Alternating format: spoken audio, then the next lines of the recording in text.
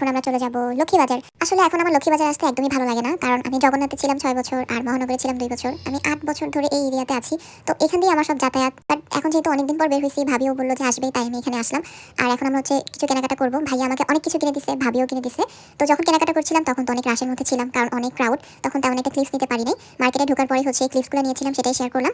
বাসায় গিয়ে আপনাদেরকে সব দেখাচ্ছি কি কি কিনেছি। তো কেনাকাটা শেষ, এখন আমরা একটা রিক্সা নিয়ে নিলাম, এখন বাসায় চলে যাব। তো যেতে যেতে এখানে রাস্তার অনেক পরিবর্তন দেখতেছিলাম, অনেক কিছু আসছে। আমি যখন কলেজ ভার্সিটিতে ছিলাম তখন চা এন্ড চিলটা এখানে ছিল না, বাট এখন আসছে, দেখে একটু আপসেট হলাম। যাই হোক, সবকিছু দেখতে দেখতে বাসায় চলে আসলাম। এসেই সবকিছু দেখাচ্ছিলাম আম্মুকে আর আপনাদের জন্য ভিডিও করছিলাম। আমি এই রাউন্ড শেপের এরকম একটা চেন অনেকদিন ধরেই পড়তে যাচ্ছিলাম। তো এটা কিনে ফেললাম। এটা আমি 150 টাকা দিয়ে নিয়েছি। আর ভাবি এটা কিনেছে। এটা খুবই সুন্দর ছিল, আমাদের দুজনেরই বেশ ভালো লেগেছে। যদিও আমরা সেম দুটো চেয়েছিলাম, বাট সেম টু সেম দুটো ছিল না। এটাও 150 টাকা ছিল। আর আমি এই ইয়ারিং এর সেটটা নিয়েছিলাম। আমার এই ছোট ছোট কানের দুলগুলো বেশ ভালো লাগে, আর আমি ছোট ছোটগুলো পড়তে একটু বেশি প্রেফার করি সবসময়ের জন্য। ওইটা আমি 150 দিয়ে নিয়েছিলাম। আর এখানে 3 জোড়া স্যান্ডেল আছে। আমি 2 জোড়া নিয়েছিলাম, ভাবি 1 জোড়া নিয়েছিল। আমি বেসিক্যালি বাসায় পরার জন্য কিনেছিলাম। আর আরেকটা যেটা, সেটা কোথাও গেলে পানি টানি যখন থাকবে ওইখানে যদি পড়তে পারি, ওরকম একটা কিনেছিলাম। আর ভাবি ওইটা নিয়েছিল।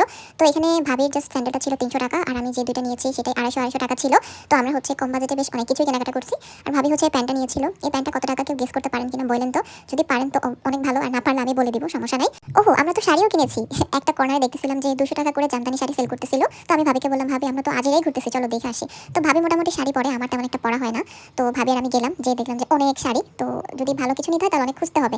আমি আবার একটু খুঁজে কম করতে পারি, বাট ভাবি ছিল তো প্যারা হয় নাই। ভাবি আর আমি মিলে খুঁজলাম, অনেক খোঁজার পরে এই শাড়িটা আমাদের ভালো লাগছে। পরে ভাবি এই শাড়িটা নিয়ে নিল 200 টাকা দিয়ে। আর এই শাড়িটাও কিন্তু 200 টাকা, এটাও কিন্তু অনেক সুন্দর ছিল। আর এই টাইপের শাড়ি আমার বেশ ভালো লাগে।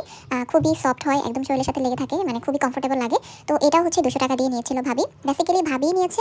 যদি আমি পড়ি চাইলে আমি ভাবির থেকে নিয়ে পড়তে পারবো, তাই আর কোনো প্যারা নাই। মানে স্পেসিফিক্যালি আমার জন্য আমি নিয়ে নেই। অ্যান্ড এরপর আরেকটা শাড়ি যেটা, সেটা খুবই সুন্দর ছিল। এটা দেখতে ক্লাসি ছিল। এটার প্রাইসটা একটু বেশি ছিল। এটা ছিল 400 টাকা। এটা 400 টাকা দিয়ে নেওয়া হয়েছে। বাট শাড়িটা খুবই সুন্দর ছিল, পরলে অনেকটাই ক্লাসি লাগবে। আর এই ছিল আমাদের আজকের কেনাকাটা। আমি ভাবতেছি যে আমি যা এইভাবে টুকিটাকি কেনাকাটা করি আপনাদের সাথে শেয়ার করার জন্য। আজকের ব্লগটা কেমন লাগছে সবাই জানাবেন। আল্লাহ হাফেজ।